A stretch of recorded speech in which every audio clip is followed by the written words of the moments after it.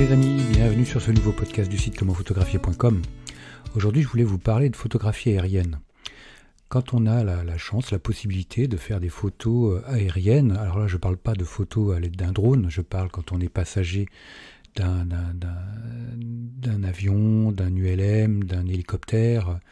Donc on a certaines choses où il faut certains points importants au niveau sécurité où il faut être vigilant. Bon, il est vrai que l'équipage, le pilote ou la pilote va vous donner des consignes de sécurité, des choses que vous allez devoir respecter. Par exemple, quand on est, moi j'ai fait des photos à bord d'avions, à bord d'hélicoptères, à bord d'ULM ou d'autogire. Il y a des consignes de sécurité qui seront différentes en fonction de l'engin utilisé et de ce pour quel type de photo on va faire. D'une manière générale, de façon générale, il est obligatoire d'utiliser un harnais, quelque chose qui solidarise votre appareil photo à vous-même, au photographe. Parce que par exemple, si vous êtes en ULM, vous avez le moteur dans le dos, et malgré la grille de protection, le matériel, si jamais l'appareil photo vous échappe, il va il risque d'aller percuter le moteur et par cette conséquence, il peut endommager le moteur ou déjà s'il tombe, ça peut blesser, voire tuer quelqu'un au sol si on n'a vraiment pas de bol sur toute la ligne. Donc c'est pour ça qu'il est important d'utiliser un harnais. Pas une sangle autour du cou, mais vraiment avoir quelque chose où l'appareil photo est fixé à vous et vous êtes sûr, même s'il vous échappe, il restera à proximité, proche de vous et qu'il ne va pas aller se balader n'importe où. Donc déjà, première chose, bien tenir votre appareil photo. Ensuite, comme on risque parfois de sortir un peu l'appareil photo à l'extérieur pour faire nos photos, c'est le cas par exemple sur des avions avec des ailes hautes, on a besoin de s'avancer un peu pour ne pas voir un peu les montants qui tiennent l'aile ou des choses comme ça, ou sur un ULM pour éviter les haubans ou les choses comme ça.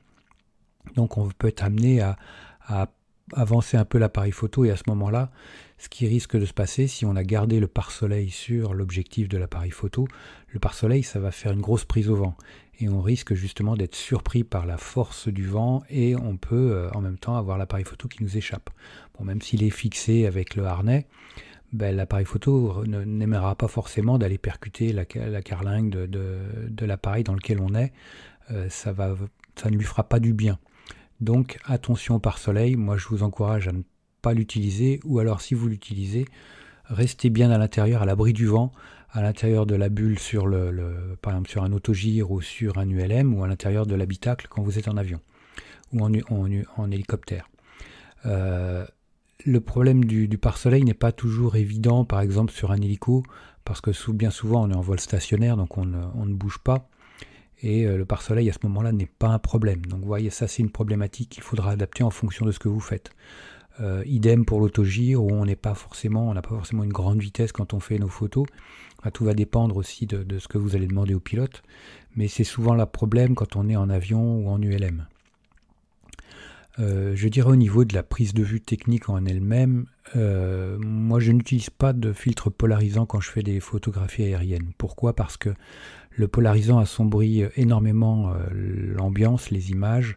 Par exemple, si on a un lac ou une grande étendue d'eau au-dessous de nous quand on veut faire des photos ou de l'océan, ça va assombrir énormément l'image et on va se retrouver avec vraiment des choses très très noires, très très sombres.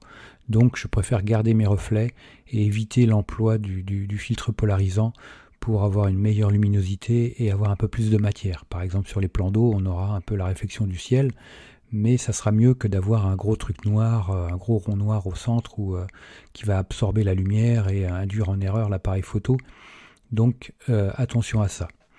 Ensuite, la vitesse. Moi, je me mets systématiquement en mode priorité vitesse pour avoir une vitesse qui va être aux alentours du millième de seconde. Parce que un avion, même si le sol n'a pas l'air de bouger très vite, il bouge quand même. Donc il faut bien figer notre scène et je ne travaille pas en dessous du millième de seconde.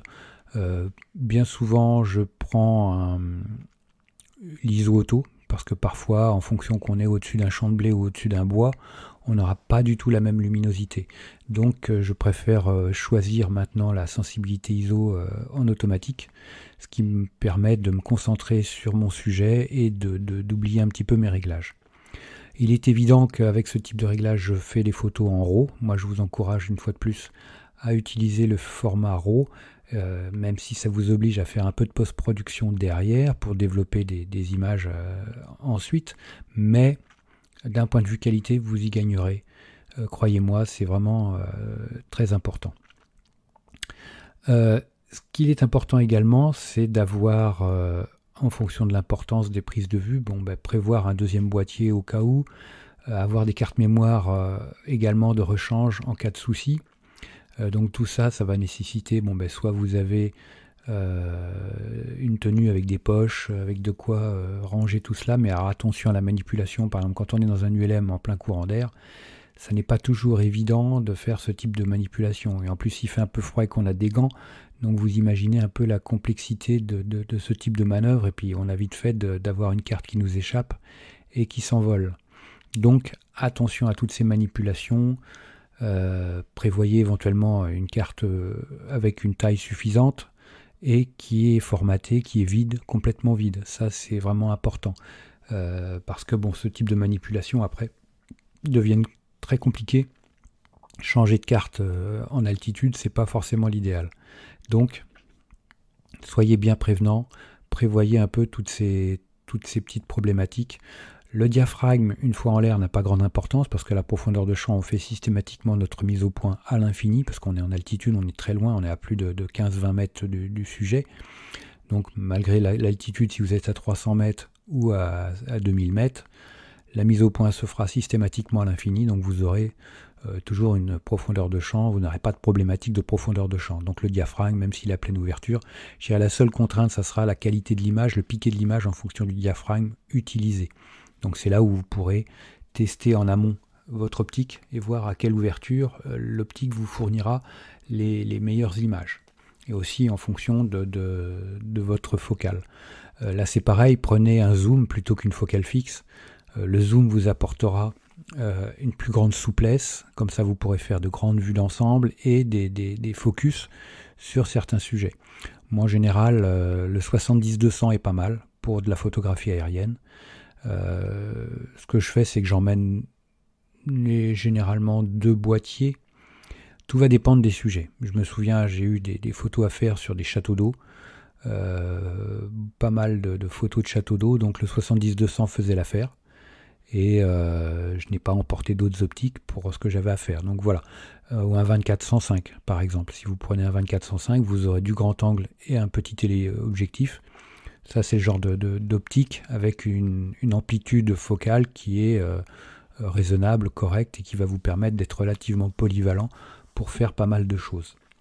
Parce que tout le monde ne peut pas emmener 2 boîtiers, un 24-105 et un 70-200 ou des choses comme ça, ou un 24-70 et un 70-200. Donc, un 18-200, 18-300 si vous avez de la PSC, ça sera largement suffisant, même un 18-105 ou 150, voilà. C'est des optiques qui seront bien adaptées avec une bonne polyvalence. Voilà, écoutez, si vous avez... Alors une chose aussi, n'oubliez pas le froid. En fonction de la saison, en altitude, il fait plus froid que sur le plancher des vaches. Donc, à ce sujet-là, questionnez bien le pilote ou la pilote pour savoir quelles vont être les conditions en altitude. Donc, je sais que moi, la dernière mission que j'ai fait c'était en autogire. Il faisait relativement froid, donc ce que j'avais fait, c'est que j'avais un cuissard long que j'utilise pour courir, que j'avais mis sous mon jean. J'avais une tenue en polaire, j'avais un sweat polaire avec un blouson par-dessus, des gants avec la possibilité de retirer les bouts de doigts pour pouvoir utiliser l'appareil photo correctement. Donc je m'étais bien couvert et je ne l'ai pas regretté parce que il n'a pas fait très chaud en altitude.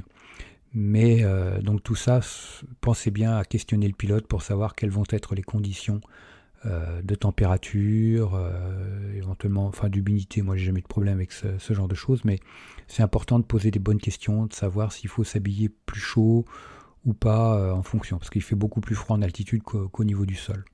Voilà les amis, écoutez, si vous avez des conseils, si vous avez des expériences, n'hésitez pas à les partager en commentaire. Et puis un petit like, ça me fera super plaisir. Moi je vous like super fort comme d'habitude. Et puis n'hésitez pas à vous abonner à la chaîne et au podcast. N'hésitez pas non plus à le partager, ça c'est super important pour moi. Et puis je vous dis à très vite. Ciao les amis.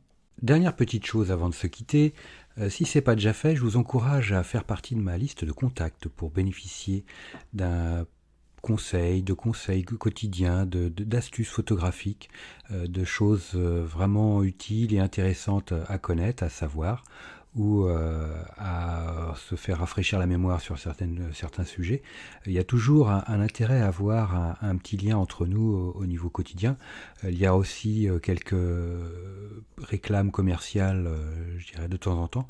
Voilà, donc n'hésitez pas à aller voir sur les formulaires du site comment-photographier.com. Vous en avez sur les articles au niveau de la colonne de droite ou autrement en bas d'article, vous avez des formulaires un peu partout et vous pourrez comme ça ainsi faire partie de la liste de contacts. Autre chose également, actuellement, il y a 50% de réduction sur toutes les formations du site commentphotographier.com.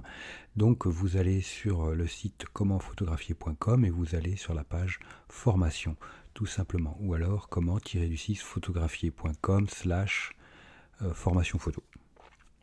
Mais allez sur le site, ça sera beaucoup plus simple. Donc vous avez 50% avec le code 5050 en chiffre arabe et vous pourrez bénéficier de toutes les formations à moitié prix. Vous avez une quarantaine de formations sur la photo de paysage, vous avez des formations sur le portrait, vous avez des formations sur les photos d'enfance, sur les photos flash, sur la photo culinaire, j'en passe et des meilleurs les amis. Donc ne vous privez pas, c'est actuellement avec le code promo 50 50%. Voilà les amis, je vous dis à très vite pour de nouveaux podcasts. Ciao.